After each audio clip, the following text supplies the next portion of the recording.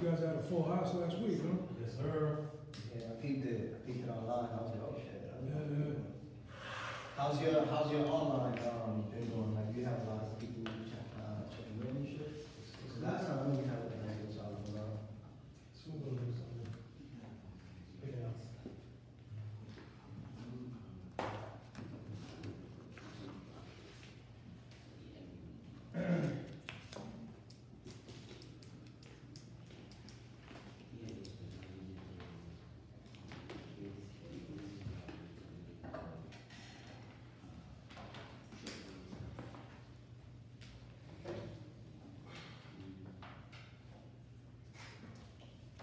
All right, y'all. Welcome to week 3. Welcome to week 3, Growth and Goals Mindset. We are doing real estate today. We got Joshua here.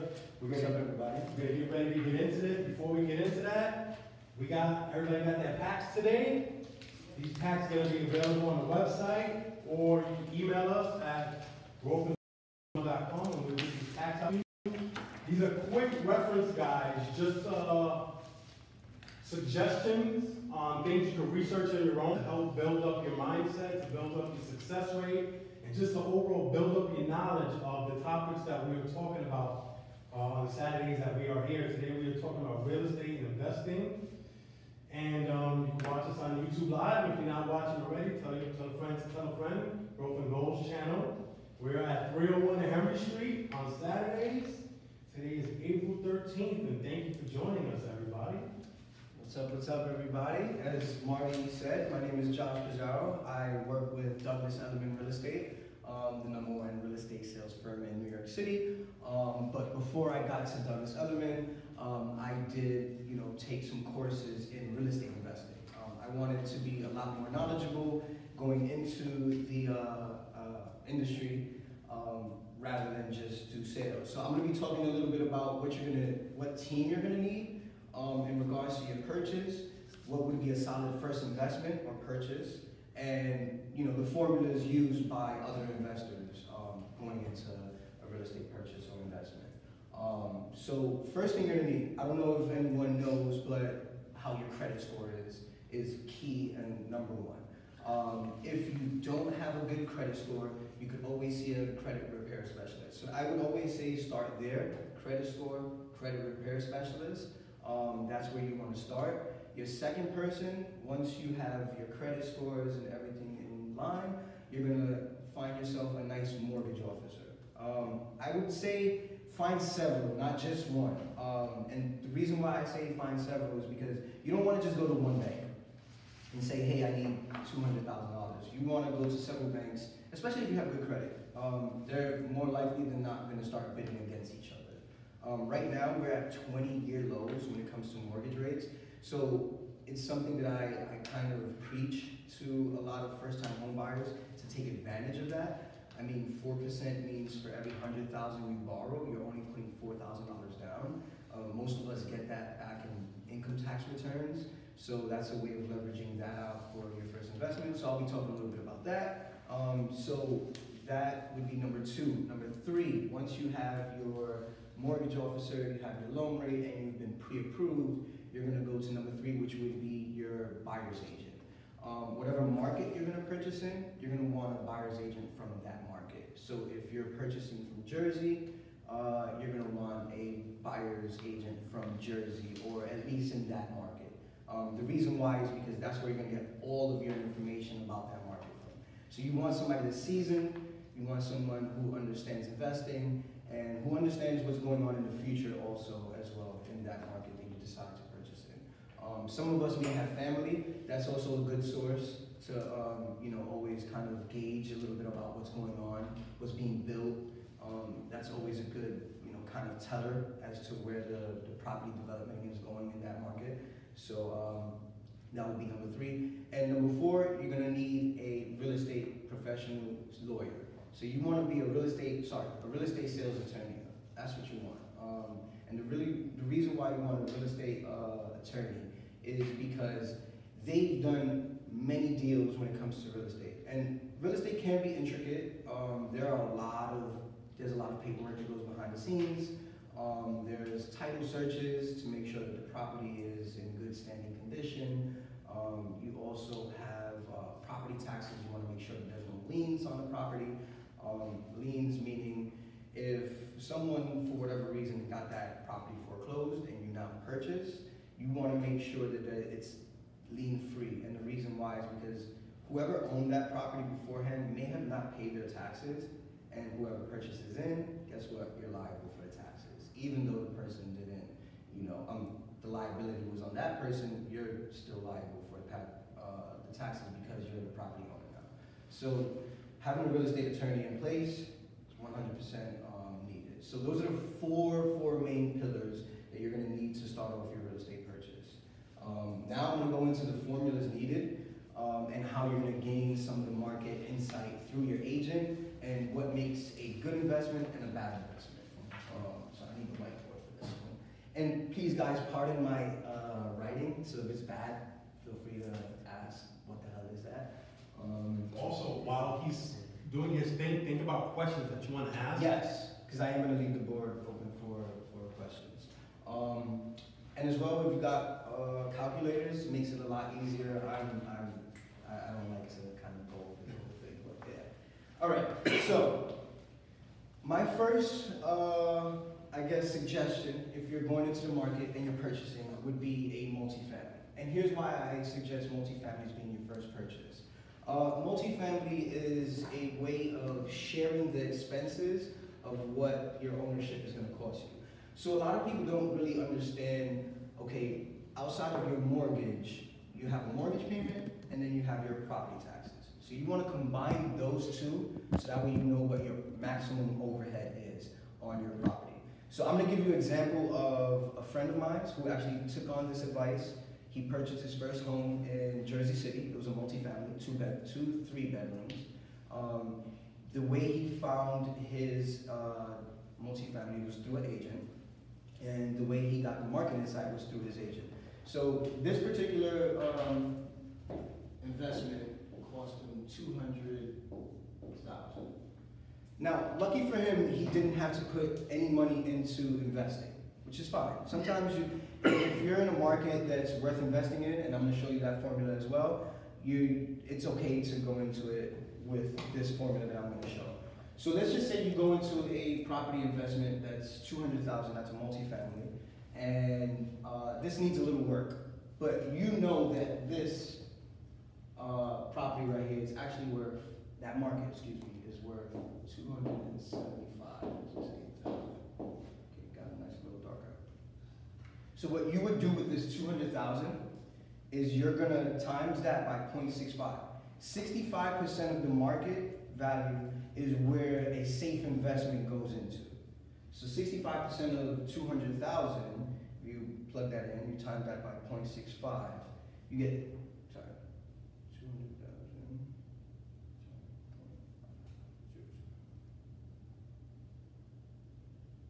You have a total of 130,000. So 130,000 is what you don't want to go over in your first investment, right? So let's put 130. You know what? My apologies, because I just made a big mistake, and we'll erase that in a second. Your market value is 275,000. My apologies. So at your market value being at 275,000, and you times that by 0.65, 275,000. Sorry, because my math wasn't on point. We have 178,000. Here we go. So 178,750 would be a safe investment first going in. So let's just say this property now is going for 100,000. We're gonna make it nice and easy. Right? Your purchase price is $100,000. So you're now gonna take that over here, you're gonna minus that from what you don't want to go over in regards to your property investment. So you have 100,000 over here, that's your purchase price. Right? That leaves you with 78,750 left to play with when it comes to renovations. Remember, after after this, it's really worth $275,000. So let's just say you bring in a handyman or a general contractor, and he tells you, hey, look, I can do all the renovations for $50,000. Now your all-in cost right now is at $150,000. You have your purchase price right here. That's your purchase. And here is your renovation cost. And then here is your total. So now your total is $150,000, but you know that this property is worth $275,000 on the market. So now you stand to make $125,000 of property value if you decided to sell this property. Now, how you gain that how you gain this number right here is through your agent. Your agent is going to give you what's called a CMA.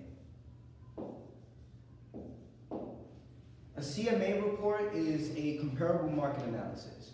So that is other properties. Let's just say you have 2, 3 bedrooms. Your CMA report should show you what 3 bedrooms in the last 6 months to a year have sold in the 1 mile radius of your property that you're going to be currently purchasing it. So that's what you're going to be asking your agent for. So it's something that you want to be knowledgeable in. So with that CMA report, your agent's going to say, hey, look, this property might be worth $275,000 on the market right now if we were to sell renovate it. So this is how you would gain all this information through your agent. Now, let's just say you're somebody like, did that make any sense to everybody? I just want to make sure that it makes sense to everybody. We're going in 65% of whatever the market value is worth is what you do not want to pass. So now let's just say, same property, I'm going to go the same route.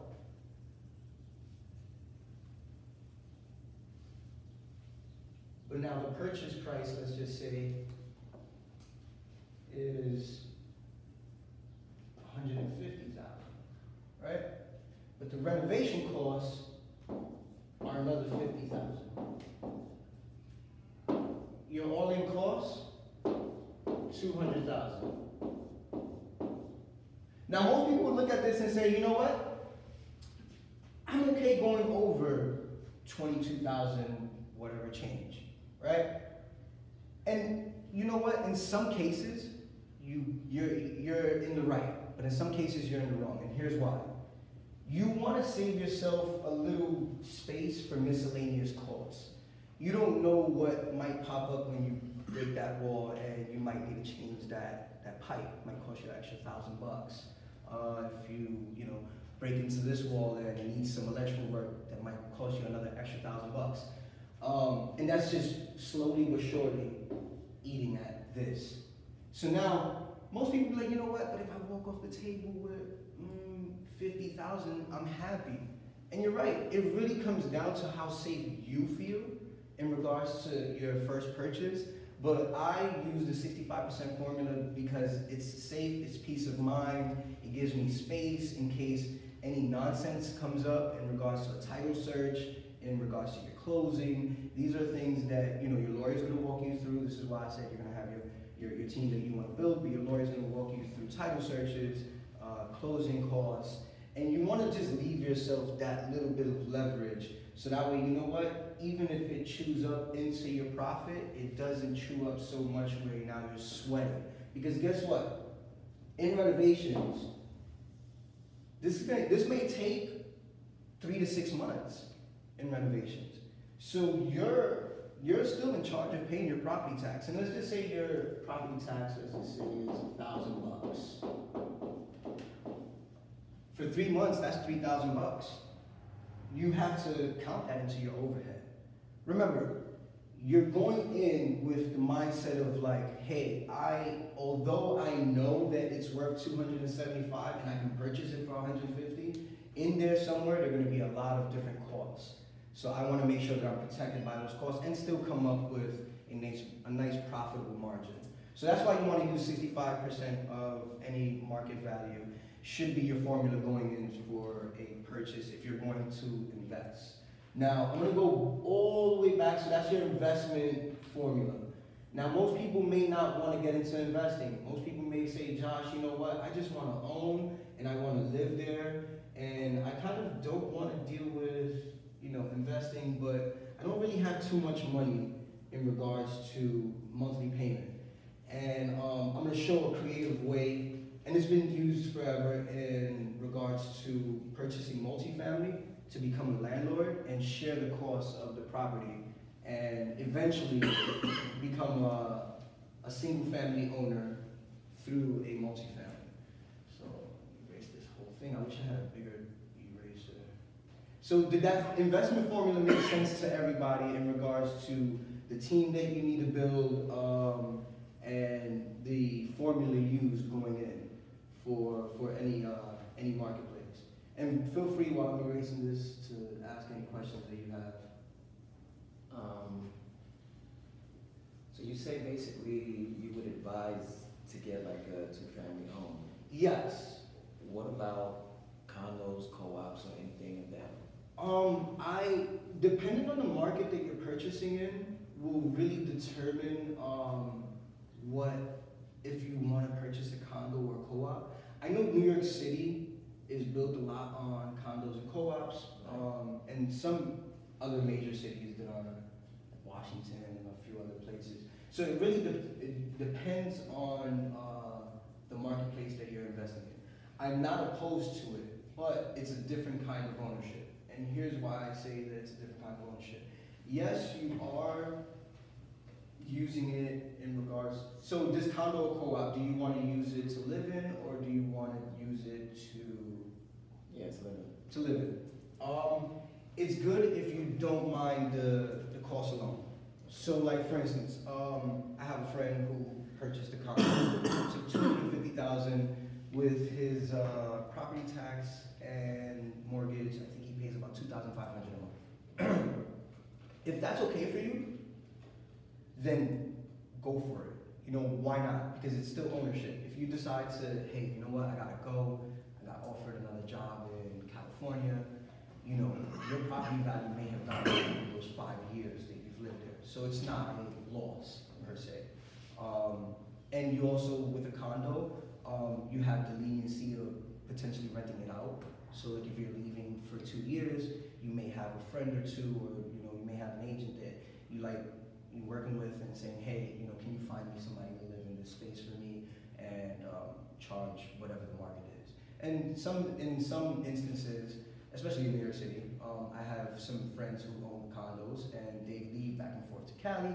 What they do is they rent it out when they're gone, and they rent it out for market rate. So if they're paying $2,500, but the market rate is $3,500, they stand to make $1,000 a month on that ownership. So I'm not against it, but always do your homework on whatever market that you're going to purchase in.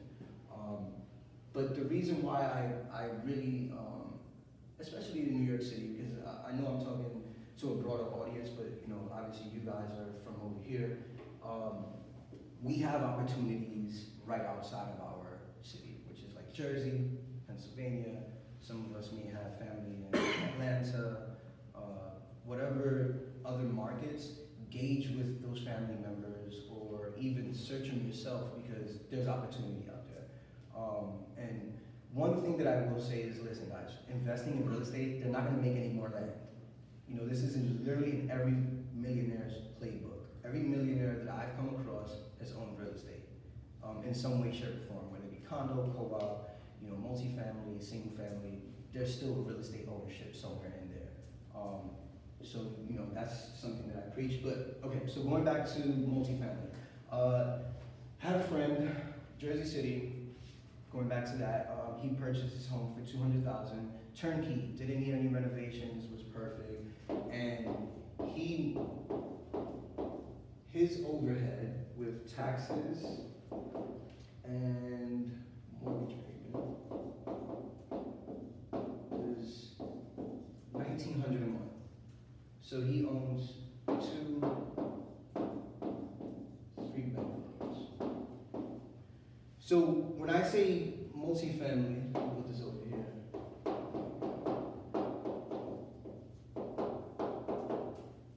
The reason why I preach multifamily is because you have a shared cost in this right here. Some people may not have that full $1,900 a month to afford, but the fact that you leverage $200,000 for 2 3-bedrooms, and in this market, in his market space, a 3-bedroom was going for $1,500 a month, right? But he played it a little smarter. You may want to get it rented out fast. You don't want to, kind of mess around with the market. So he put it for $1,400 a month. So now he has a tenant living in one of these 3 bedrooms, paying $1,400 a month. His mortgage and his taxes is $1,900. So minus that, you're left to pay $500 out of your pocket for ownership. So this is why you want to play and leverage out. And you may say, hey Josh, but what if this guy leaves? But after a year, you just saved $500. I would hope that you didn't go and purchase another car or something like that. You've only been paying $500. So take whatever your savings is. So if you're used to somebody that, let's just say he was used to paying, I think he was paying $1,600 a month, I believe, for his initial 3-bedroom. He's only paying $500 now. That's a total of what? 1,100. Like it's like $1,100 in savings. Right. So for a year, if you save that $1,100, you have about $13,000 in the bank. So that's gonna hold you afloat if this person, let's just say, decides to leave. If the person leaves, that's cool, that's fine. You find yourself another person that's willing to pay $1,500. And his market space, he's in Jersey City, he's right next to a college. It's easy to find a renter. So this is why I say it's always, good to understand what market you're investing in, so that way you know what you're gonna be getting back. So, that's the leverage play on multifamilies, on the real estate side of things. And yeah, guys, I'm gonna leave the table open for questions because I kind of ran through just a quick go through of the formulas and why I believe multifamilies are the best investment for your first purchase. Also, let me go into this a little bit real quick. So I know that you may say, okay, Josh, I don't have $200,000. You're right, I don't have $200,000 either. But if you're somebody with good credit, you have some income coming in. Right now, we're at 20-year lows when it comes to mortgage rates. 4%. Again, I said it earlier, but 4% is what you would need to purchase a home. So 4% on a $200,000 home is $8,000. How many of us can save for a year or two and come across $8,000? Or even in taxes. Again, I see a lot of people burn through $10,000, $12,000, $15,000 in taxes when you could have leveraged that out for an easy savings. And then here's another play. So let's just say you do the 4% route. FHA loans, they ask you that you have to live in this place for 2 years. So for 2 years, you have to live in the property that you currently purchased in. Is that mandatory? It's mandatory if you do 4%. If you do 20% down, which is the traditional loan, which is about $40,000, and not many people have $40,000 to leverage out for a loan, but I would take the 2-year hit if it meant living and then owning and eventually leaving. So what I would do, and this is what my friend's play was in Jersey City, live here for 2 years. After 2 years, you can leave and now purchase a single family. But now you have 2 3-bedrooms that you own. So now you're getting $3,000 a month on 2 3-bedrooms. But remember, I told you that you're only paying $1,900 a month in mortgage and taxes. So now you stand to make a bigger chunk of change, right? Now you stand to make, what is it, $1,100. I have 100. Yeah. That goes towards the second. Exactly. And they should go to now play Monopoly single family. If you want to do the single family thing. And your single family may cost you a little bit more, a little less, I don't know, whatever it is, whatever your preference is. But at the end of the day, you have property that's going to pay for it. And not only that, another thing that I didn't talk about was equity. So a lot of times people don't really understand properties kind of, for the most part, appreciate. And it always comes down to, again, where you're investing in. But I'll use him as example because he was prime number one. He was like my first client who used these formulas and decided to purchase. He got a letter from the bank telling him that his property values went up. So after 2 years, he actually gained equity of 100,000, I believe. So people ask, okay, what's 100,000 in equity? It means I purchased for 200,000, but now it's worth 300,000. So that means my property is now worth an appreciated 100,000. I can borrow against this now, knowing that my property is worth 300, but my loan is paid down to maybe 100,000 2 years later or 3 years later. I can now leverage that and purchase another income property, flat out. I don't need no mortgages, no contingencies, none of it. I may want to get into something and just get a traditional mortgage, and drop 40,000 on the next one. Not have to worry about living there for 2 years or anything like that, and then using that as another income property.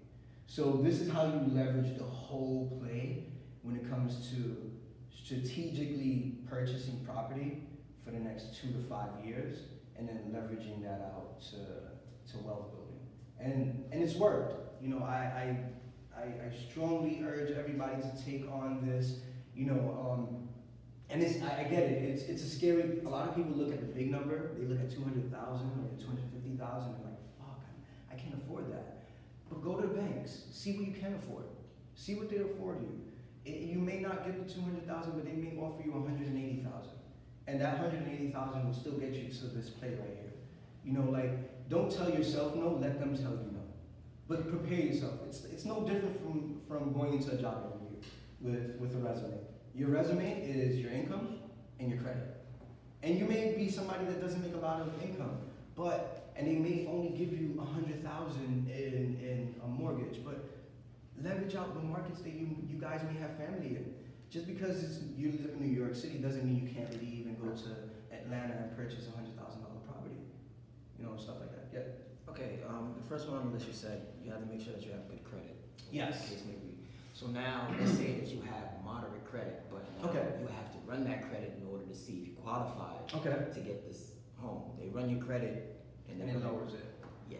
Yeah, I get that a lot, especially with people purchasing, because we do run credits. It's not a hit that's gonna hurt you long term. You would get a harder hit if you missed a credit card payment. Okay. Honestly. So it's not something that's detrimental, but it's something that's needed, and it's good because at the end of the day, you'll know if you need a credit repair specialist, Right. and you'll know what steps to take. Because good mortgage officers will point you in the right direction. They're gonna teach you. They're gonna put you like, okay, here's how you're gonna do. Here's what we're gonna put you in. Here's a credit repair specialist, and this is what you should be paying monthly to this credit card, and this credit card to get you down. Because most people's debt comes from credit card, student loans, and car debt. Those are the three main places I see loans in, and banks look at that. Banks also look at your first leverage. So if you're somebody that you have fresh credit and you haven't leveraged your credit out, don't leverage it for a car. First thing you should be looking into leveraging for a property, because banks look at that. Banks are gonna look at, oh, he bought a car in 2005. Oh, cool, he's kept up with the payments, but his financial savviness might be a little lower than the guy that purchased his home first and then purchased the car. They really look at this shit. So it'll be the difference between getting a $200,000 loan and maybe a $180,000 loan. That $20,000 off of just that one decision could be a deal breaker for some people. So, being smart, being strategic, but no, it wouldn't hurt your credit as bad as it missing. Anybody else have any other questions? I hope I'm not jumping the gun, but No. commercial properties. What do you Okay. think about that? Commercial properties, they are a little bit out of my realm, I would say. I have never invested in commercial properties, but a good agent would to a commercial property investor. But yeah, commercial properties are a little bit out of my realm. I'm more of so residential and real estate. But yeah, that's my expertise. I would hate to go into somewhere that I don't know and then, F it all up. So, but if you're interested in commercial real estate, we do have commercial real estate agents that I could, and by the way, guys, working with agents as a buyer is 100% free. Take advantage of that. It's free. It's free knowledge. It means you can go to your agent and ask 20,000 questions and get all your answers for free. I mean, I don't know how many places you can do that, but as a buyer of real estate, it's at the seller's cost when it comes to the sale. So they're pretty much paying your agent to walk you through the whole process. So getting a good agent is key for your first investment. But if you're interested, I got you, bro. Anybody else? Question. Yes. If your property value goes up, does that make your tax and mortgages go up as well? No. Your taxes go by the municipality. So it's not something that goes by lawyers or anything like that. You can be in Jersey City right now, your taxes can be $900, and then next year it can be $1,100 because they're doing development, and guys, Uncle Sam doesn't give a shit. They're gonna check in your pockets. So that's how that works. But your mortgage doesn't change. And that also plays into where you want to buy a property. Yep. So like, let's say for example, like I lived in Fort Lee for a little while. Fort Lee has like the highest taxes in New Jersey. So we wanted to move into Teaneck, which was significantly lower, only 6 minutes away. So it's like, all right, 6 minutes away, my taxes are half the price. So a town over, essentially like the street over, could change the difference in taxes from $1,000 to like $300. Yeah. So this is why I say always work with a professional agent who knows the marketplace, because they're gonna tell you about everything that's going on. I mean, they should be telling you about development, they should be telling you about taxes, the whole nine, so. And the same thing with commercial real estate, depending on the business you're looking to launch, you need to make sure that establishment is fitted for it.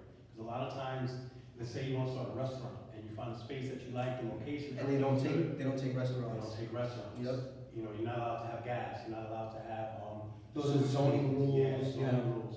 So that's the one thing you want to look for when you're talking with your attorney, your real estate agent, or even doing it yourself. Make sure that the space you're looking for could accommodate the needs you want. Yeah. Especially when it comes to commercial real estate. I know that for a fact. I don't know what the purchasing goes like what's the intricacies behind, purchasing commercial real estate, but it's like he said, it's true that you do have to find out what businesses you can hold within that space. And zoning rules always come into play. It's interesting. A lot of times it's real similar to residential where you're negotiating your lease, but the main part is figuring out what business will they allow in that space and the zoning laws and stuff like that. Yeah. So, Could you go into a little bit about maybe foreclosures, like what goes into it? And so here's the thing about foreclosures.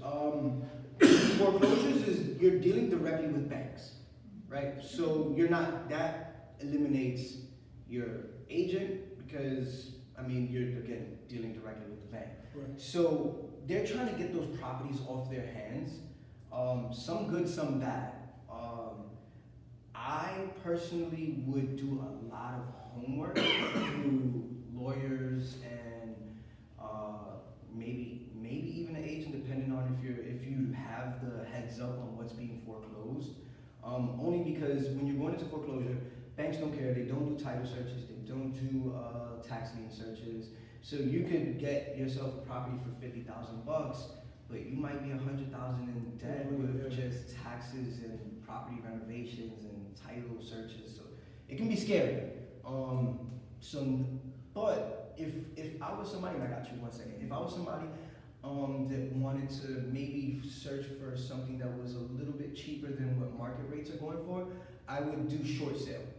Short sale, you would have to have a network of someone who is a wholesaler. So what wholesalers do is, let's just say Marty is like, damn, you know what? I can't stay here. I'm behind on my mortgage and taxes, but I only owe $75,000 in my mortgage. But you know that it's worth 150,000. You can now, a wholesaler would have that in contract and come to you and say, hey, I have this piece of property, the owner's willing to sell for 75,000, but, the property's worth 150,000. Are you willing to take on this purchase? Sign off, purchase, boom. Now you go through the whole process of purchasing directly through the owner. So that's how that works. Short sales are a little more, Risky. I guess, less risky, I guess you could say, because there's some homework that's been done there, but I wouldn't mess too much with foreclosure. At least not as your first first purchase, yeah. Yeah, because a lot of times you're buying as is. Yeah. So you're buying as is. So even if you're getting inspected, it You doesn't never know what apply. you're walking Yeah. into. Yeah, sometimes you don't know what you're walking. And then even after the fact, you'll get that foreclosure, like Josh said, you'll pull up the floor and realize the foundation's Holy gone. shit, I have no foundation. Yeah, You're experiencing it right now with a runover, it's crazy. exactly. One of my friends. Oh, you're going through that? Yeah. Oh, jeez. Yeah, it's like a money pit. Can I ask you something? What I'm glad that you shared that with us. Did you when you first, this is your first investment?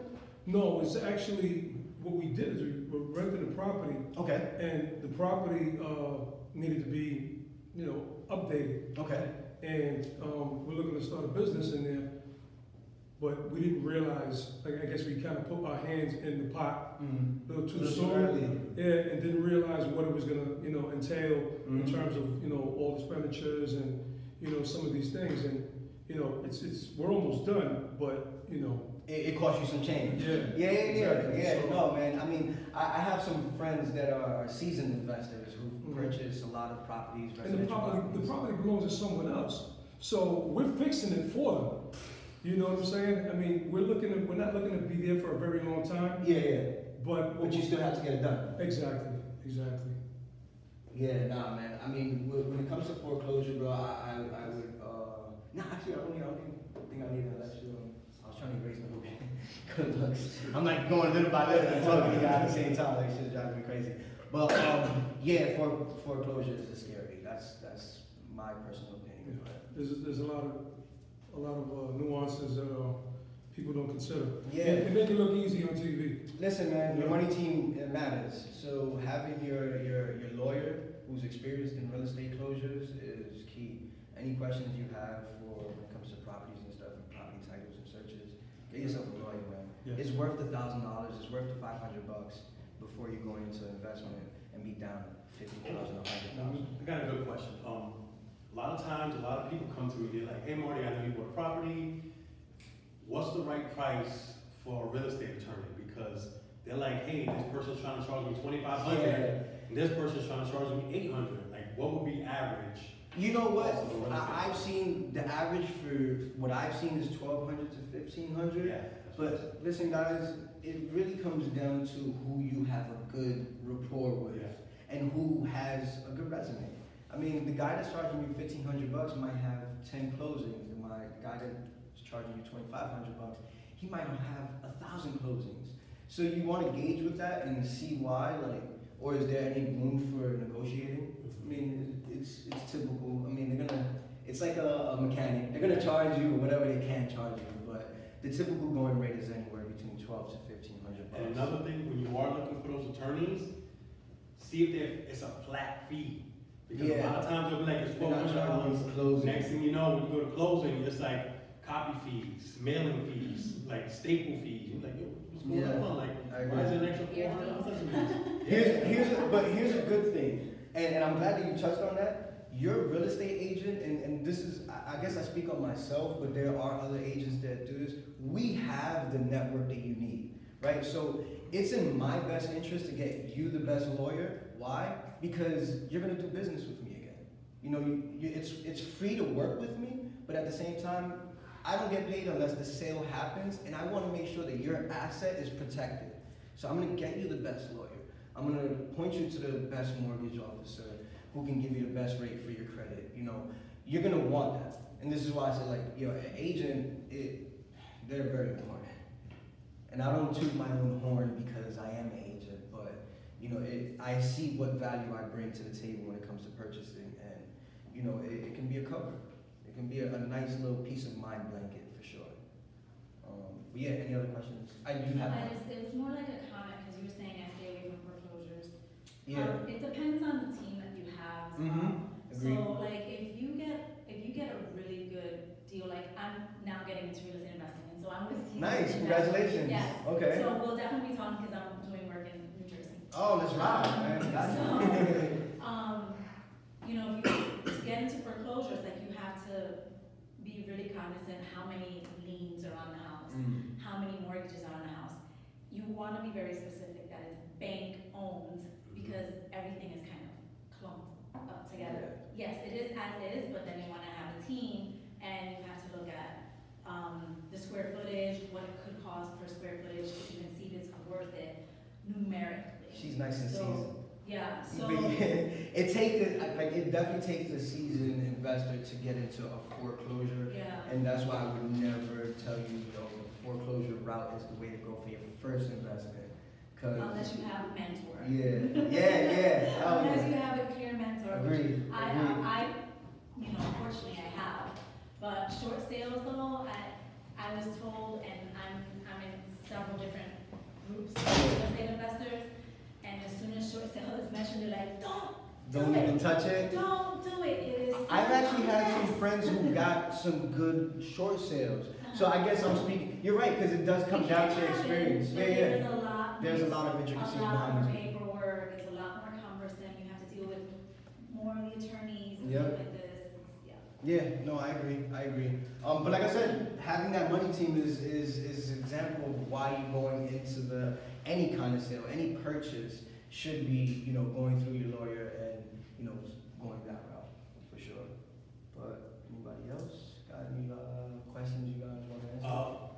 Can you touch on buyer's concessions? So buyer's concessions is all on negotiating process. Buyer's concessions, so for instance, if you go into a purchase and you like how something is, like fixtures, let's just say, fixtures. Fixtures are a common thing whether it's staying or going, right? So buyer concession would be like, okay, I want it this way, don't touch anything. I don't want anything touched. Some buyers or some sellers might say, okay, I'm selling the home, but I don't want to give up my stove or my refrigerator or something like that. And so those some of the concessions that happen. Also, you can get concessions through mortgage officers. So concession meaning a point or half a point off of your mortgage, which can save you a good $2,000-3,000 just for choosing that bank. Those are some other concessions. Concessions are always negotiated. So you definitely want to come to the table with some of your negotiating tactics, and even your agent should come to the table and say, hey, look, these are the deal breakers. My client wants all the fixtures and the light fixtures. It has to stay, if not, no deal. Things like that are concessions that your agent can kind of work with, the seller and whatnot. I know another good concession that one of my other clients was talking about that they did, where they negotiated, their property was, I think, only $100,000, and they negotiated with the seller to bring it up to 110. So when they got the loan from the bank, they had that extra $10,000 to play with. to put into either closing costs. It's being creative. Yeah. It's definitely being creative. Yeah. Another good concession that I've seen in some mortgages, especially FHA, where they allow for a percentage of your mortgage to be used for renovations. So that's a great concession actually, because it means, like, let's just say, I just said, you purchase a property for $100,000 and needs $50,000 of renovations. You can take that renovation cost into your loan, and it'll be a part of your mortgage, which is a great concession to have as well. But concessions are generally, negotiated, I guess, across the board. Let's say that I find a house that's worth like $200,000, Okay. and I just want to purchase it without getting a loan. I have the money. What do you think that's good? I would always say play with the bank's money. Why play with your money? And that's just my opinion. And here's why. Because $200,000, if you have good credit, you could leverage out a lot more. So for 200,000, that's 20% down on $1 million property. Why would I tell, somebody that has 200,000, hey, spend that whole thing on that piece of property, and then what happens is that property may need more in renovations, or just TLC, whatever it You know, I'm is. saying like, let's say I have more, but I found a house that's that much, and I say, Yeah. well, Just want that I don't want a all out. mortgage, I Yeah. just want a. I would still say Is that play. something bad, or? No, is that I something still say like- play with the bank's Yeah. money. I mean, because it's not your money. Here's the thing: you don't know what 5 to 10 years may hold for you, right? In 5 years, you may look at that and be like, shit, I need 100,000 for something else. You need like health, like kids schooling. I don't know, like things come up, life comes up. Why not use the bank's money to purchase an asset that's going to be, something that's going to pay you out in the long term? So I would definitely take half that and then just use it towards different pieces of property, not just one. Because what she's saying is, what if she just had like $1 million in the bank and she found a property for 200 grand? She's like, you know what? Oh. I want to throw that in there. Well, that's a different play. Yeah. If you have $1 million in the bank Yeah. and you want to make the play of 200,000, sure. Or It's not. I just wanna just pay it off. You know what? I just think about, I just pay more, I I would- would rather pay, I get that, but here's the thing. I would always still say play with the bank's money because I know billionaires, I know millionaires that still play with bank money, guys. They play with bank money. Okay, they rather leverage out their credit and their businesses and how much they make for credit. Why? Because it's not the full out-of-pocket expense. So yeah, I would still go bank route, but for somebody like you said, like yourself, like you may not want to deal with banks direct. I can see that, but I would still I play with bank. just think it depends on your goals. If you're trying to build wealth, Yeah. that's not the route you go. Yeah. You have to leverage everything that you have. If you have $200,000 and you're gonna settle for a $200,000 house, then that just shows that. yeah, no, I wanna do something like that, but I'm saying, like, if I still have, like, money and I just wanna, Yeah. She just don't want no extra I bills. just don't want no extra. Yeah. That. But that's, No. it just depends on what your goals are. Yeah. If you wanna build wealth, Yeah. you gotta leverage the money that you have. If you don't wanna Credit build is wealth, king. then and you just wanna be okay, then I would say that's the route. No, not okay, but just okay with no bills. Yeah. Yeah, a lot of yeah. I like that type. I mean, but think about it. I You just want my can bills. you can also think about it like this. You have $200,000. Let's just say you found a $200,000 property. Set that 200 aside and have that paying for the mortgage and taxes little by little. Because again, that piece of property in 5 years is not going to be worth the same. So had you just leveraged out $20,000, right, for a $200,000 loan, and now that piece of property went up 100,000, it gives you 100,000 of free money. Like that's bank money, but it's your money because now you can leverage it out for the next property. So it's all strategic, and like you said, it really comes down to what your goals are. If your goal is just to own a piece of property and have some income coming in, and you have, like he said, $1 million in the bank, and you don't care about building $1 million in wealth, cool. But I would, like she said, you leverage that out, leverage it out for credit, and use the bank's money. Definitely. Could you maybe talk about some of the advantages of working with an agent such as yourself versus, say, buying a home from An owner. an owner? Well, here's the thing. An owner's gonna tell you, and I can tell you, the owner's gonna tell you what it is to sell this piece of property. I don't have no foundation problems. Everything is brand new. I don't have no liens. There's no termite problem here. No. They're not gonna tell you none of that stuff. So that's why working directly with the owner, they're gonna give you the best view of what they're selling. But behind here, it's my job as an agent to find out what's up, what's going on with that property. And not by myself, I still have to make sure that I appoint you a lawyer. I have to appoint you someone for your title search. I have to appoint you to someone who's gonna do your tax lien search. These are things that I have to. This is your property, that you're working with me, this is my brand, and I have to make sure that you're covered. And that's the difference between, hey, I got an owner who's selling a piece of property to an agent coming to you and say, hey, look, I have potential investment for you, and here's what it's gonna cost. But again, you also have to do your homework on the agents. You know, having somebody who you build a good rapport with matters. Someone who isn't just trying to make money off of your purchase matters.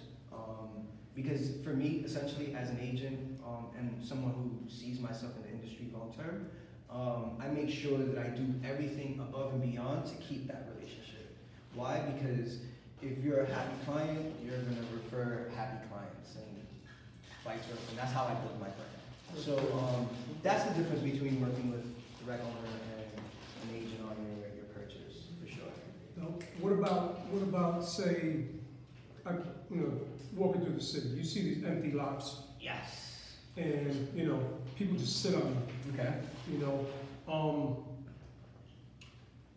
Obviously, these people more than likely own other properties in order to be able to maintain Yes. the property taxes and such. Especially in New York City. Right, can you expound on that just a little bit, maybe a little bit of insight if you've got? The best insight I can say is a lot of these lots are public records. You can go on acris.com and you can search some of these properties and find out who the owner is What's that? through some phone calls. Acris. It's public. You can Google addresses. So like, let's just say I'll do Grand Street, for instance, 330 Grand Street. There's a lot right next to it that's completely empty. I would just type in 332 Grand Street on Acris and see what comes up in that area, and it'll show you like blocks and lots. And then you have to do your homework, but use Google. That's literally the best insight. Acris and Google would be your best friends for something like that in the city. Acris, A-C-R-I-S or ACRIS, yeah. And that gives you a lot of information as well. It gives you building, zoning rules, the whole nine. Okay. And nothing else. So good. All right, that means I did my job. I'm hoping everybody left with some good, valuable information. If I missed anything, feel free to email me as well. First time homeowner loans. Talk to me. What do you recommend? Do you recommend taking those and doing like 3% or going like straight up like 5 to 8%? All right. So first-time home purchase loans, you have. I would always say FHA. I think FHA is the best route to go. I believe it's anywhere between 3.5% to 4%. Yes, I am an advocate for it, but just understand once again what you're purchasing. If you're someone, and I'm gonna preach monthly price over purchase price right now. And the reason why I say monthly price over purchase price is because right now, again, we're sitting at 20-year lows, 4%. So that loan isn't gonna cost you much on the principal side of things. A lot of people were used to, paying, a good 12 years on their interest rates first, and then the last 18 years were on principal. Now with 4%, you can pay off your interest at a lot faster rate. The only thing that I would say that comes along with an FHA loan, and I guess this is something that you could speak to mortgage officers as well, is a PMI. What's a PMI? It's a small cost. It ranges from $75 to $100, maybe $120, and it's a insurance on the 16% that you weren't able to put down. So traditional mortgage rates, mortgage loans are 20%, but with FHA it's only 4%. So they require you to put insurance on that 16% that you didn't put down. It doesn't cost you much after you pay it down. Your PMI disappears, but it's a really small cost, for the fact that you're only putting 4% down. So I would say go FHA route. It's 4% down, and then if you have the 20% to put down on a traditional loan, go that route. But yeah, that's about it. I've heard, people doubling up on their mortgage payments to cut costs down, That's a strategy that a lot of people use. A lot of people also don't realize that a good strategy to use when you're paying your mortgage is every 2 weeks. instead of every month.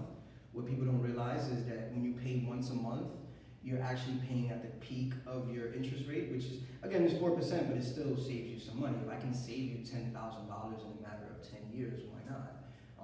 So paying every 2 weeks actually pays down your mortgage faster, your mortgage and your principal,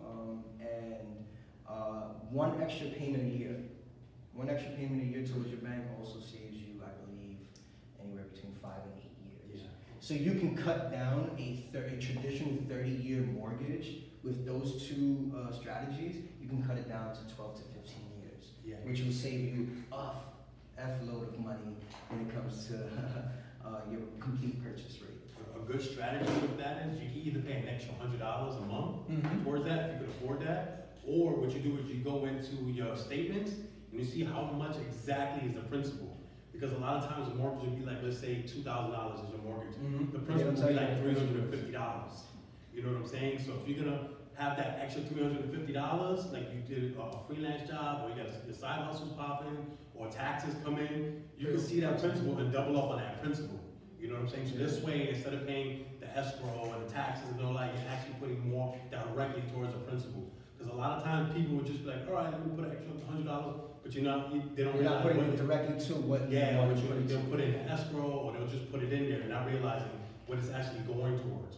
Like sometimes when you pay online, it'll actually say, like, it'll have two Principal columns, and mortgage, principal yep. room and escrow, like which one do you want to put extra into? Right. You could just put like the extra $100 right into that. A lot of times, like with me, for example, what my mortgage is, as soon as I start typing into that principal column, it automatically shows me how much I'm paying. So like, let's say, all right, I want to pay an extra $500 to add up to like maybe $2,500. And it'll show you It'll calculate it, the yeah. amortized rate. So like it'll show your principal going down. Yeah. Like every time you pay $500, you'll see the next line is going to Exactly. show you exactly what you're paying. So having, like he said, having direct payments to where you want it to go also matters. So there's ways of taking a 30-year loan and breaking it down to 10 years, 12 years, Exactly. and have complete ownership of your property, and even leveraging out your credit. You So, save so Yeah. tens of thousands of dollars on interest. I think. Oh, that's a good one.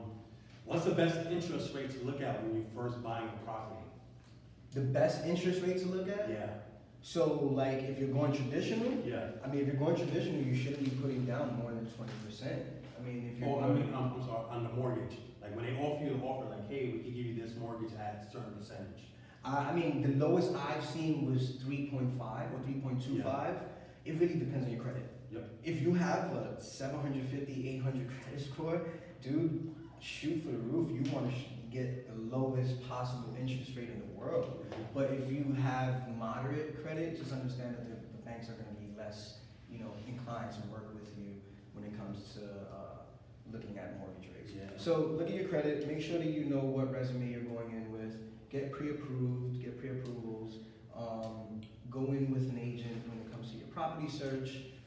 Your agent should be appointing you to a good lawyer, a good title search person, a lien person. Everything should be done through your lawyers and your agent. And then at closing, you should have yourself a nice, solid investment. I mean, you've done it yourself, so. And we're gonna get. How do you feel about property being a property owner? How has the experience been for you? Way better. Like Now that you know the game. Now that I know the game, because the thing is, when I was looking for property, I wasn't looking for property. I was looking to just rent another place, a bigger place, a 2-bedroom. And my real estate agent was like, well, if you're gonna pay like $1,500 to $2,000 a month for a rental property, that's a mortgage. And I was like, wait, what? You serious? Like, it's not more than that? She's like, absolutely not. Yeah. She's like, we find the right property, you know what I'm saying? We calculate all the costs, and we'll get it within your budget. We'll find something within your budget. There's a lot of places. But that was the thing. She was like, yo, the cost of rent, especially here in New York, it's a mortgage. So it's like figuring out, like, okay, do I want to pay this? Because at the end of the day, if you in your rental for like 5, 10, 15 years, when you leave with your deposit, which is maybe like $1,500 in New York City, $1,000. And that's if you don't have kids, writing on walls, Exactly. or your super's a real dick and comes in and Exactly. says this hole costs you $1,500, buddy. But, it really comes down to that. Exactly, but when you leave something that you bought, you get all that money that you put in back. So it's like now, all the money that I put in for those 10, 5, 10, 15 years, I get that right back, plus whatever the property value moved to. Mhm. So you also wanna make sure you move into a place where, okay, the property value is moving. You know what I'm saying? I found a little slice right here where I could afford, but the property around it is moving. Like, so that's another thing. You could find like a slice where it's like, okay, like, hold up. But then you also gotta look at, why is that little slice a little cheaper than everything else? It could be in a flood zone, you know what I'm saying? Like, something could be wrong with the electricity, something could be wrong with the pipes in the area. Just the neighborhood so hasn't come up. Exactly. Or sometimes you just got lucky and found it at the right time, you know? Like, Yeah, I agree, man. I 100% agree with you, and I'm glad that you shared that. The fact that, you know, you worked directly with the agent, and, Yeah. you know, they kind of pointed you your way. and I went through 5 agents. Yeah, you gotta interview them, man. You Yo, gotta interview them. I went through like I've been- 5, 6 agents where the first 5 were just like, all right, here's the property. Yeah. You know, No let me know if shit. you like it, here's my number, call me. And I was just like, all right, cool. Like, then I found one where she was like, how you doing? Oh my God, you're Yeah. doing so cute. Like, I have a kid, this is what I do for, and she made it personal, you know, but she like, this is what I do. She's like, I've been doing, I believe in her late 30s. She's like, I've been doing this since I was 17. I was like, what? I She was wish like, I would have gotten into Yo, the she was like, I industry. have a full-time job, she works with kids in the school, and she does this on the side, like, I'm like, wow, oh my Yeah. goodness, like, so your agent comes with that knowledge of knowing the area as well. So like I said, when you find those areas where it's like, wow, why is it so affordable over here? She'd be like, oh, I can tell you right now. And I love the fact that she took you from price Yup. to payment. Exactly. It was that transition where people don't realize we pay insane amount of rent in New York City, that when we leave New York City, we're like, oh, I can afford a house? Yeah. What? And it's that shocking moment that you realize, wait a minute, I've been duped all this time. It's Like, attainable. I was always told that it was gonna be a responsibility that I didn't want. So I'm gonna play devil's advocate. Yeah, talk to me. Absolutely. I had a home, well, I have a home, yes I do. I had it in my name. Okay. Now I have a home, but it's in Florida. I have it under an LLC and I rent it. Okay. Good job. Good job. So, to have your own home comes with a lot of responsibility, Agreed. and there's but so much you can claim in taxes. Agreed. But if it's a property Especially that's now. a business, that is your business, you can write off everything. I was like, yeah. Okay, so I rent here in New York City, it's insane how much I pay. Thank you. But because I have an LLC, I can write off a good portion of my rent, right? Totally. Whereas if I owned a home here or wherever, I really can't write off as much. Mhm. You have to be careful, but if it's a property that's your business, then yes, you Mhm. can write off. So again, it depends on what you're looking for. Mhm. So it works for Martin, but that does not work for me. What he says makes sense, but it doesn't work for someone like me, especially with what my goals are. All So you ownership have to isn't look the at same. what your goals are. Yep. Yeah, I agree. All ownership isn't the same. All Right. goals aren't the same. What you want to do is just be as knowledgeable as possible Exactly. going into every market. And I agree with you. I mean, I didn't touch on that because it would have been a little too intricate to go into, That's good. you know, creating an LLC because it's But you as an have to put that for entrepreneur. months in people's Yeah, ears yeah. because As an we're not entrepreneur, taught yeah. As an entrepreneur, your first purchase, yes, can be created under LLC, but it takes a little bit more. Yes, it you takes know, a lot. build. It does take it more would work, have for taken sure. a lot more for me to go over. But creating an LLC will cost you $600 in New York City. And that's a tax And- write-off. Yeah, it's a tax write-off. So, Yeah, you just I said create an LLC, can you actually rent and create that rent to LLC as well? Yes. What about if you paying, okay, I definitely gotta talk to you. Yeah. So the way LLCs work is a limited liability company. And when you register your LLC, you're gonna register under a certain industry. Mhm. Okay? So if your industry is real estate, whatever real estate you purchase is considered business. Like she said, it's business ownership. So it gives you a lot more tax write-offs than if I was to go in and purchase from my social security and be like, yeah, I'm a business owner and I work 9 to 5. It works a little against you, but you gotta smart enough and play the game the way they're playing. And So also- creating an LLC does work in your benefit. And also what kind of property you're buying too. Like for example, we bought a townhouse because I didn't wanna buy a full house and worry about cutting the lawn, worry about when I take out the trash, like certain things that came in, well, I was like, you know what, I'll pay the maintenance fee and that'll cover everything. The third week we was in there, the pipes bust inside the wall and the gutter broke, right? This is in the winter time. That right there would have cost me 3 years of my maintenance fee in one shot. You know what I'm saying? So it worked for me in that instance. I was like, wow. Connor came and said, yo, what are you talking about? You don't gotta pay nothing. I was like, what? He's like, it's inside the walls. You good. Like, you're not liable for inside the walls and outside the property. It's like, wow. So that's the advantages of owning, like, a townhouse is also like a condo. You know, so that's the advantages of owning like a condo where you're not really responsible for things inside the walls. You're really responsible for the aesthetics. But then you go into a co-op where you need to get permission. You know what I'm saying? Renovations, for renovations, for certain things. So it's like, It'll be less money, but it could be more of a hassle. yeah, exactly. You gotta go to the board for permission, and then when you sell, you're getting a percentage of that sell price. Yep. Well, with a condo or a house, you're getting what you put And in. you got flip tax too. Like, Yeah. there's a lot of things that come into play with different ownership. This Exactly. is why like all ownership isn't the same. You know, But you know, with multifamily, at least multifamily dwellings, they're fairly like very. exactly. And with the That's whole exactly what it is. You know what I mean? Like you don't have to worry about the major like. Exactly. And if you have a multifamily, you're looking to rent it out as a rental property, you could do it through your LLC, and then you can hire a management company to run it. That's also a write-off because it's through your business as well. We spoke about this last year when Mo came and gave a financial. Do you have advice. anybody coming and doing LLCs? Yes. Do somebody. Yep. That would actually fit right into what we're doing here. That comes in on legal needs. So legal, we talk about LLCs, S corps, and stuff like that, the formation of your companies. But also, like Mo last year spoke about, he owned his house, but then when he started to get financially savvy, he sold his house as an LLC. You know what I'm saying? So those are things you could do later on, where if you do purchase a house, you can be like, you know what? I want to sell this to my LLC. And you can speak to your agent will guide you through that. Always go towards the professionals. Always go towards the professionals. You can research all you want and learn the knowledge so you're not getting hustled, but usually a professional will have that one gem up his sleeve that could save you thousands of dollars. Like, you're like, oh. Damn, It's like I said, it's why I schooled myself in investing before I got into real estate sales. Because I knew the sales side, like you said, we have a lot of people that just open doors and say, hey, this is what we have. And then you have people that break down your numbers and break down the pricing, break down percentages, cap rates, return on investments, all that. Those are the guys that like bring extreme value to the table.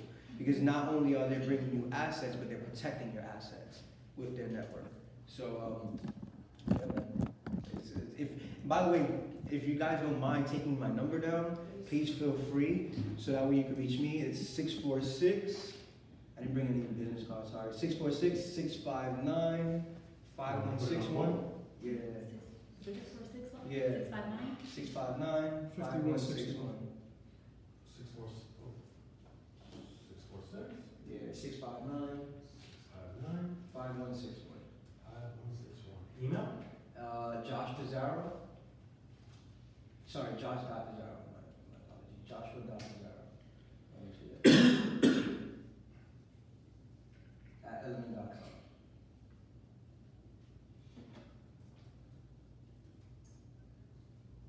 ELL, my fault. ELLIMAN. Auntie. No T. Boom. There we go.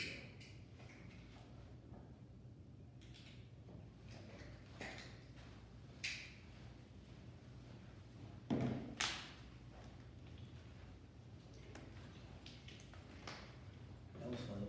Where you located at? My office is located on the Upper West Side, 1995 Broadway. Are you familiar with the Bronx property? I am familiar with some parts of the Bronx, but we do have Bronx offices, so if for whatever reason I don't know the Yeah, market. this is what I'm asking you, it's like Molly said, sometimes you wanna find somebody knowledgeable or something. Yeah, no, I And agree. you know, some 100%. realtors just feel Deal with like certain you might be markets, yep. close Strictly, eyes yeah, about yeah. upper west side, you know, Yeah. everything hang out, but the Bronx, No, I agree. 60%, Yeah, yeah, you know yeah. what I mean? So, No, I agree.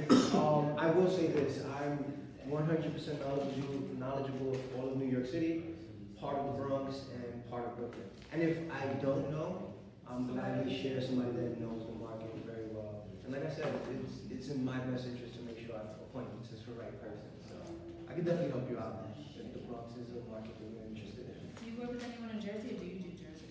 I actually have a couple of people in my office directly that do Jersey, and I've given them referral services, referral clients that purchased in Jersey.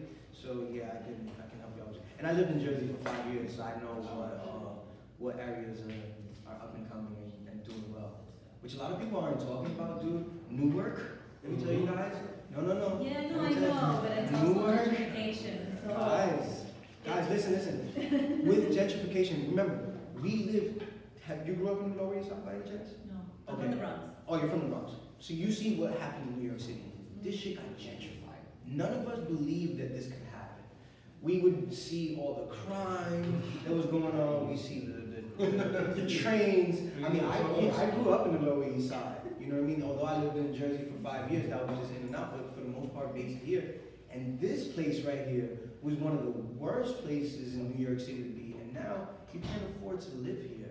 So like if you take advantage of up and coming places where you can afford now and hold it, I get it. It's like that pain, but it's almost like reliving the cycle. It's like, hey guys, this is our second time around getting the chance to do that. So And another good thing about that is you can help combat certain things because You can if you combat find that gentrification. property that's in that gentrified area, you can buy that property and rent it to local people. You know what I'm saying? Local Versus- community. I agree. Versus the establishment. well, that's what my boy did in Jersey City. He made that play. He pretty much instead of renting it out for $1,500, he rented it out for $1,400 to 3 students right there at St. Peter's College. You know, it worked out for him in a sense. But like you said, you can combat certain things. You can combat gentrification with that. I don't know if you can combat it, but you can make it less. You can't combat. You know what I mean? You can do It's your gonna part. happen. You can It's do gonna your Here's what I will part. say. Here's what I will say. Control. If you get creative behind, here's the thing. Owning blocks is really what you should want to Talk accomplish, about Nipsey Yes. Hussle. right? And Right. that's going into that. There was a lot of philanthropy work behind Nipsey Hussle's work, and this is why I took it hard because it was like, holy shit, outside of his music, it was like, this Yeah. dude was really standing for good. But one owner owns another owner. If I teach you this, you're gonna teach the next person, and I'm teaching people that look like me. So essentially, I want to go into business with people that look like me. Because if you took my formula right now, like one of my boys, he just took the formula, he ran with it, did his thing, and you know what he said? He's like, yo, the next investment, I want to get down with you. Why? Because I gave him enough knowledge that he made a nice chunk of money off of, and now it's like, you know what, bro, let's make some money together. Keep it in And the community. it really comes down to that. If you can do that amongst your people, your family, your friends, your coworkers, whoever it is that you have amongst your life, and show them that like, yo, you know what? 2 people can get on an investment for $10,000, $12,000. That's $6,000 each. And guess what? That might not be the first thing that's gonna make you rich, but in 2 to 5 years, that property value may have went up $150,000. So you guys are sharing in the profit now, 75. Now, what do you guys think you can do with $75,000 in your life right now? I would hope that you're gonna go and reinvest, Yeah. and then redo the same thing. Leverage. Leverage, clean up credit, pay off whatever debit cards and credit cards you owe, pay off your cars and student loans, and this is how rich people have that, you know, playbook, man. What Hey. So they stay rich. No, it's I okay. was, I don't know if you ever heard this famous kid that he flipping houses. They Oh, flip yeah. kids, flip There's a lot of juniors. kids out here doing that. So, they asked me, because I was just intrigued of their knowledge and most importantly, their parents. Mhm. They on Instagram, they famous, they go around and they flip houses, but of course, mom and dad is behind them 100%. You know what I mean? Of course. You know what I mean? It's But good- they it's a like good business brand thing. owners, they business owners now, you know what I mean? And they Yeah. like 8, 11, and they're down south. So they asked me, do you want a flip home in New York? I never done flip houses, Okay. but all I know is like they come to a house and fix it and they just flip the price, you know how that works. Yes. I So was would that actually be going a about great, that. would that be a great investment? And what would be Um, that start investment that you would have to give to, you know what I mean? I wouldn't be against it, but when I spoke earlier, I gave a formula that's used that keeps a safe peace of mind leverage. So like for instance, you said your friends might have a flipped home in New York City. If they have something, let's just say that's worth 200,000, right? But it needs $30,000 in renovations, let's just say. But it's worth only 250,000. Do you think that's a good investment to get only 20,000? Just with No, math, right? okay, just with Just math. with math, it's Yeah. terrible. But now if he tells you, hey, I can sell you it for 100,000 and it needs 50,000 more, now you stand to make 50,000. Is that a good investment? See, it really comes down to what your leverage is and what your profitability margin is and what you stand to make out of it. But I know seasoned investors that go in with a 65% mindset. So 65% of a $200,000 property value. And I always use round numbers just because it's easy. It's like snap, snap, snap. It's 130,000. So anything over 130,000 in investing in that property, I personally would say be a little careful.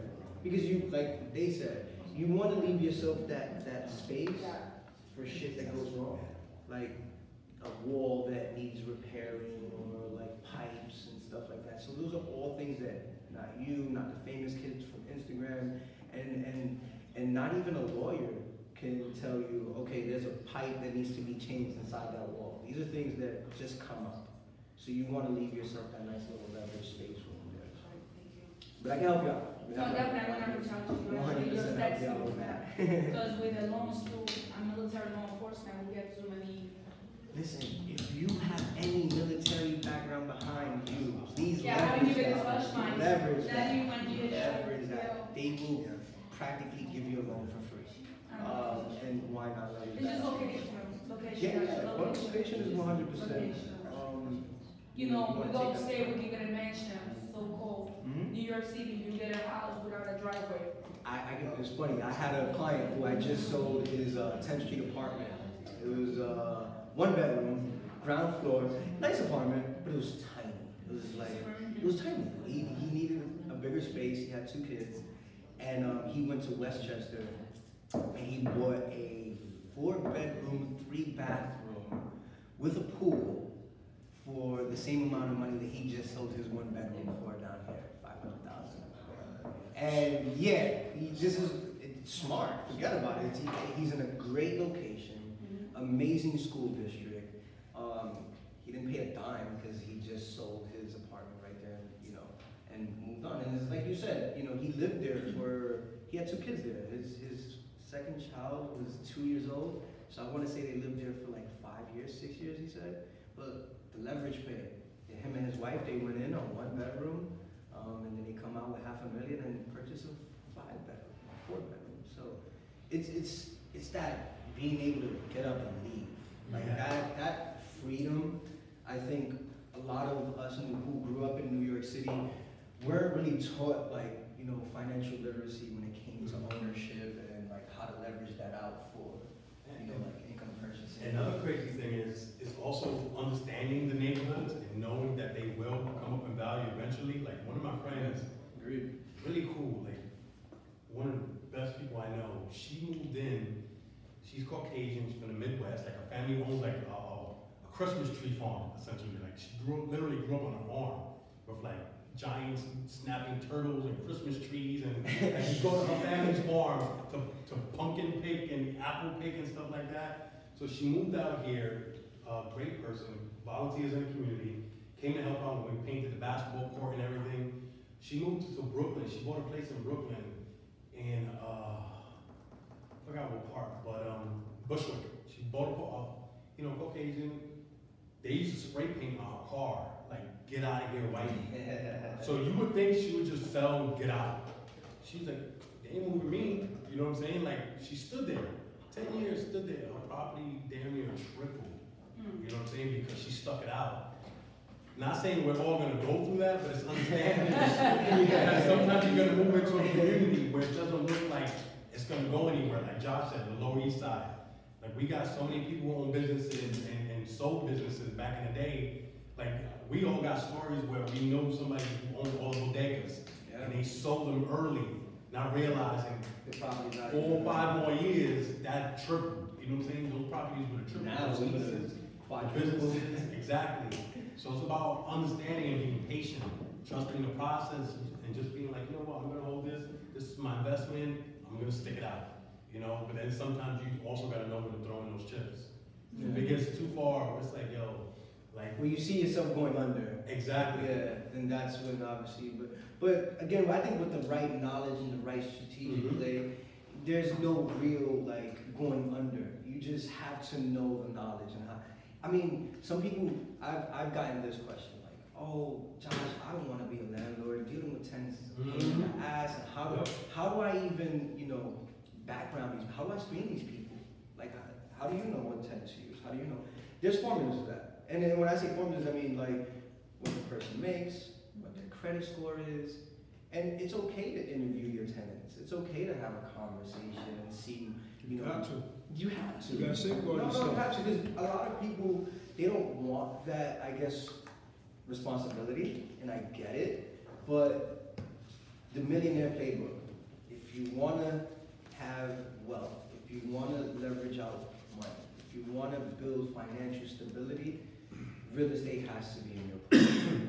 I don't care what anyone says, there's not one single person that I know that I've worked with that has been wealthy that didn't own some kind of real estate. Awesome, Josh, thank you for coming out. Yes, man.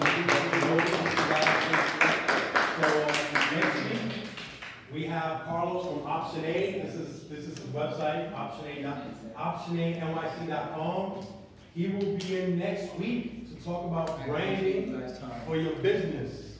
So he's gonna talk about branding, how to build your business up, utilizing branding and marketing tools for success, and how to make that happen, and different tips on how to do it and what to look for in a designer.